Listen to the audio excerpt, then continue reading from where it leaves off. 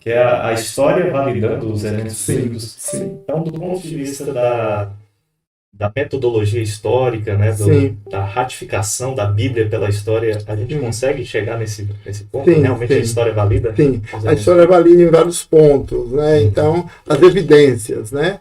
Então, as evidências históricas, por exemplo, é com relação a... Vou dar só um exemplo aqui. A cidade de Sodoma e Gomorra, comprovada, entendeu? Foi muito difícil chegar até ela, entendeu? Os trabalhos foram tensos, demorados, porque estava...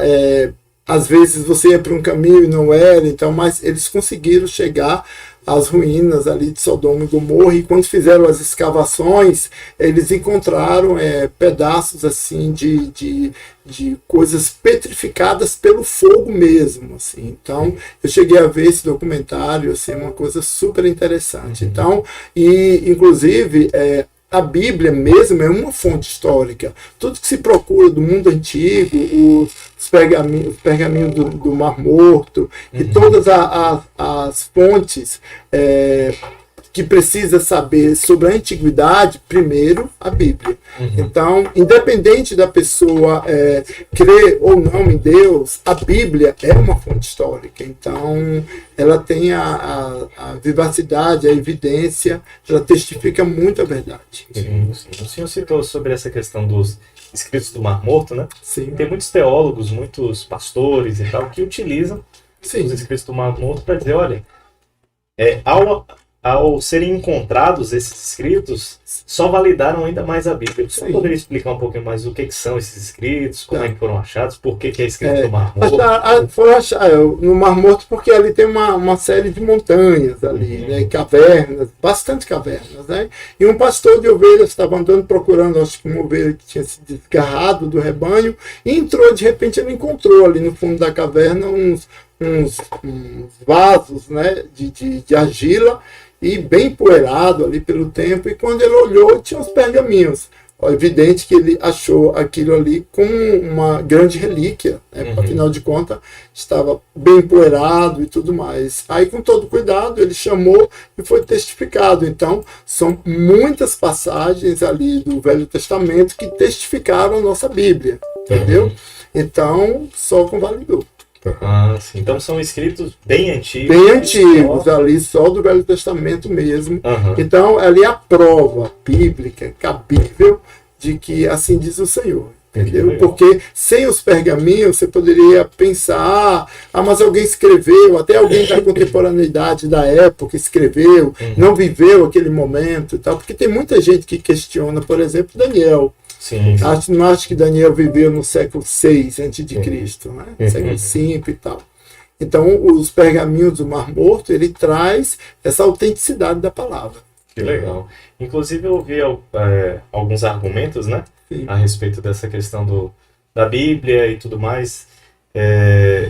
E falaram justamente sobre o argumento das cópias, né? A Bíblia tem muitas cópias em relação a outros livros antigos. Sim. Por exemplo, o livro Ética Nicômaco, né? Sim. É do Aristóteles? Platão? Nicômaco é de Platão. De Platão. O Ética Nicômaco tem 7 cópias. Sim. Só. E ninguém disse que o Ética Nicômaco é uma invenção. Sim. Né? São só 7 cópias. A Bíblia tem milhares de cópias, né? Sim. Que, segundo a história, o senhor pode falar até melhor do que eu, quanto mais cópias existem, mais validado está o texto. Claro. Né? Porque as cópias são fiéis, né, ao texto original. Sim. Então, eu gostaria de estar iniciando aqui esse momento agora, falando um pouco da igreja primitiva, né? Porque o assunto aí, a curiosidade da galera aí, com relação ao papel da igreja no início do século I, II, III e IV. Foi fundamental esse momento para a formação da igreja. E eu queria dizer para vocês que a igreja primitiva, aquela igreja harmoniosa, que os irmãos conviviam dividindo tudo entre si, com aquele primeiro amor, aquele primeiro momento, foi a igreja que estava esperando a volta de Jesus. No século I, a tônica era: Jesus vai voltar. Eles realmente esperavam a volta de Jesus no século I. E 700 anos antes do nascimento de Cristo já tinha essas profecias, né? Já Interessante tinha profecias. Na verdade já tem a profecia já dentro do livro de Gênesis, né? Sim.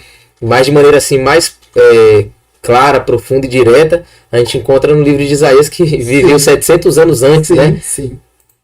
E esse primeiro momento da igreja, ela vivia uníssona, não havia divergência de ideias, não havia heresias naquele momento. Uhum. Tá? Então, a igreja apostólica mesmo ali de Paulo, a vivência, a luta, os martírios, mas a igreja ela estava muito unida.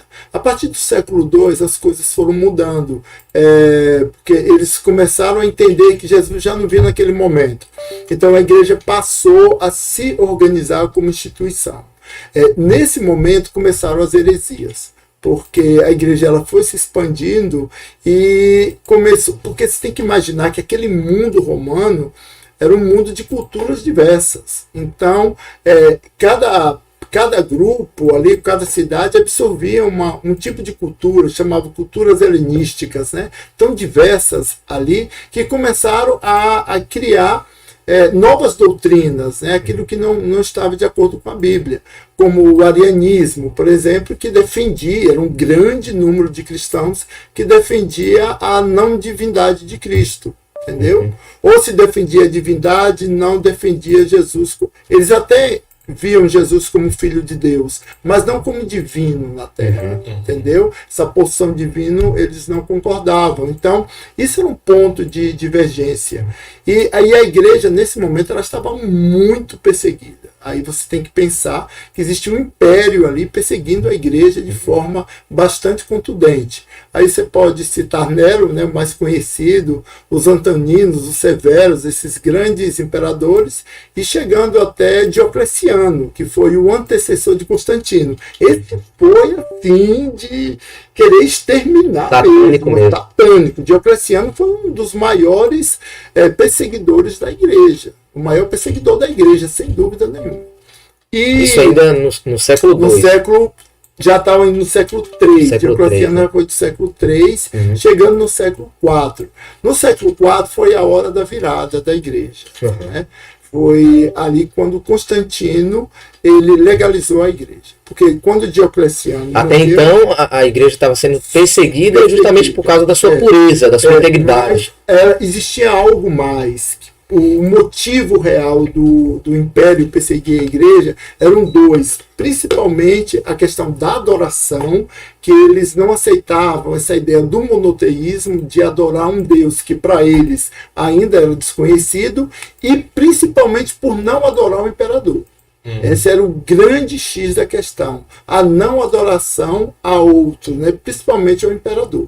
E ao longo da história, se a gente pega todo o Antigo Testamento e todo o Novo Testamento, a gente percebe que esse grande conflito sempre está envolvendo a adoração, né? Adoração. E o outro ponto, que é o ponto econômico aí, era a ideia de acabar com a escravidão. Pra você ter uma ideia, em Atenas tinham 40 mil homens livres, tinha 120 mil escravos, 3 vezes mais. Tá? Então, o número é um absurdo. E a escravidão era a base, era o alicerce da economia do Império Romano. Se a igreja, com as palavras, estava extinguindo a escravidão, isso seria um colapso para o Império, entendeu? Então, a igreja ela não usava arma, ela usava o poder do amor de Deus. Então, o Espírito Santo movendo os corações. E eles viam isso ali à flor da pele. Então, qual era a saída? Exterminar. Então, o Coliseu era o palco do extermínio. Mas, como a gente sabe, aquele sangue sempre estava brotando mais sementes. E quando Constantino se tornou imperador, foi um momento crítico, porque parte do império não desejava ele como imperador. Na verdade, ele entrou meio de gaiato na história, porque depois da morte de Diocleciano foi o pai dele. Aí o pai morreu em seguida. Aí, por vitalício, ele assumiu. Só que ele teve muitas dificuldades em aceitação como imperador. Aí ele foi buscar apoio na igreja. Aí conta aquela historinha, a velha história da conversão de Constantino. Ele começou a entrar como imperador em 306, em 313 ele teve esse momento, né, que ele fala, ele caiu do cavalo e viu uma luz e depois a cruz. Deixa eu explicar um pouco de Constantino. Ele quis dar uma do apóstolo Paulo, né? Tive encontro com o Senhor e tudo mais. E ele era declaradamente mitraísta. Ele participava do culto a Mitra. Uhum. E quando ele viu, ele falou, eu estou vendo a imagem de Mitra. Ele citou Mitra naquele momento. E naquele mesmo momento, segundo ele viu a cruz. Né? Uhum. Aí vem aquela frase, né? Sobre esse símbolo viverás. E aí ele falou isso em latim, que eu não falo latim, mas ele falou isso sobre esse símbolo viverás. Eu falo uns 4 idiomas, mas latim E então, a partir daí, Constantino ele ficou ambíguo. Ele era Mitra, ele adorava os deuses pagãos, mas ele fez uma simbiose. Foi nesse momento que a igreja começou a se corromper. E um detalhe, Constantino ele chegou a matar o seu filho e matar uma das suas esposas, porque eles foram acusados de conspiração no seu governo. Uhum. E naquele momento a igreja perdoou, e Constantino ele pegou uma função do 13º discípulo de Cristo. Então ele chegou num nível, num patamar assim que nem ele esperava. E para Constantino ter a aceitação da igreja, que a igreja crescia, isso para ele foi muito bom. E então, a partir daí, ele, que era conhecedor do mitraísmo, ele começou a fazer essa união das duas religiões. E foi na adoração do domingo, que ele tinha adoração a Mitra, e ao Sol, que era o Sol Invictus, que ele adorava, que era o dia de domingo, aí ele fez a mudança.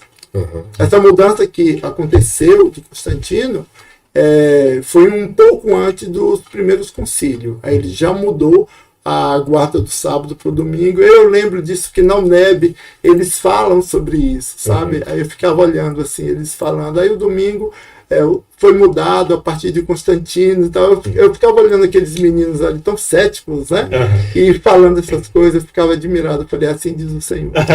E você me fez pensar aqui que é interessante que em todos os séculos, praticamente, né, a gente percebe a questão de a política se infiltrar dentro da religião. Sim, e sempre que isso acontece, há corrupção, né? Sim.